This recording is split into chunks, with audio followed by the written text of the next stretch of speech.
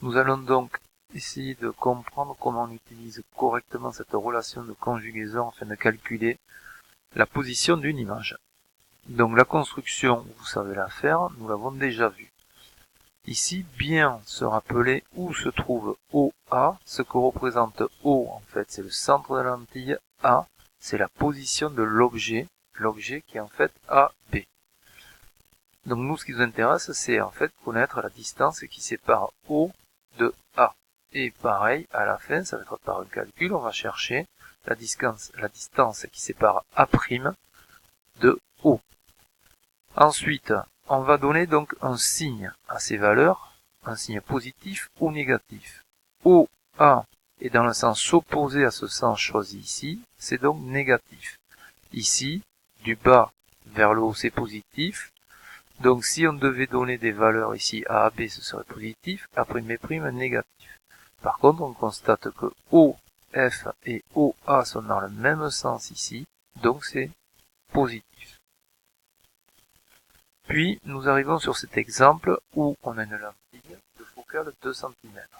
Et on cherche la position de l'image si l'objet est placé à 4,3 cm. Donc qu'est-ce que ça veut dire? L'objet, c'est la position de l'objet par rapport à la lentille. C'est donc OA. Pourquoi on met en moins? Parce qu'on a vu tout à l'heure que c'était négatif. Ensuite, ici, on a F', qu'on peut appeler aussi OF' avec une barre par-dessus, qui est égale, donc c'est la focale, à 2 cm. Plus tard, on va l'appeler F' tout le temps parce que c'est plus simple. Et on va donc utiliser cette fameuse relation de conjugaison que vous avez tant de mal à gérer. Ici, on rappelle en fait les valeurs de OA. Alors, premièrement parce que c'est négatif, et puis c'est pour se débarrasser et éviter les erreurs, se débarrasser d'une réflexion supplémentaire au moment où on doit remplacer dans l'expression.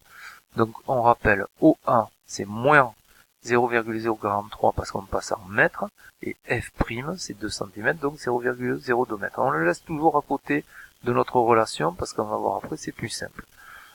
On va tout d'abord exprimer 1 sur OA'. 1 sur OA', c'est donc 1 sur F' plus 1 sur OA. Et quand on a ça, si on a bien marqué ça au-dessus, il suffit de prendre cette valeur-là, 0,02, on la met ici. OA, c'est moins 0,043, on remplace. On peut écrire ça d'une manière différente, c'est-à-dire avec le moins, puisque plus et moins, ça fait moins. Puis à la calculette, vous mettez bien des parenthèses là et là, donc 1 sur 0,02 et 1 sur 0,043, et la calculette vous donne le résultat de 1 sur OA'.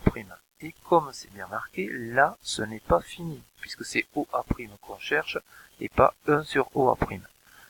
Puis, on termine donc par cette dernière étape. Il suffit de taper donc l'inverse de OA', c'est-à-dire OA' 1 sur 26. Ça, en fait, on le fait monter, celui-là, on le fait descendre, enfin, que vous voulez.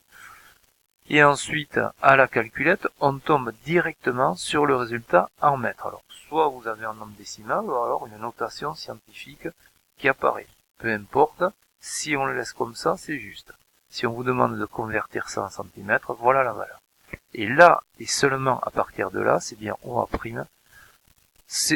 qu'on a trouvé et qu'on a calculé.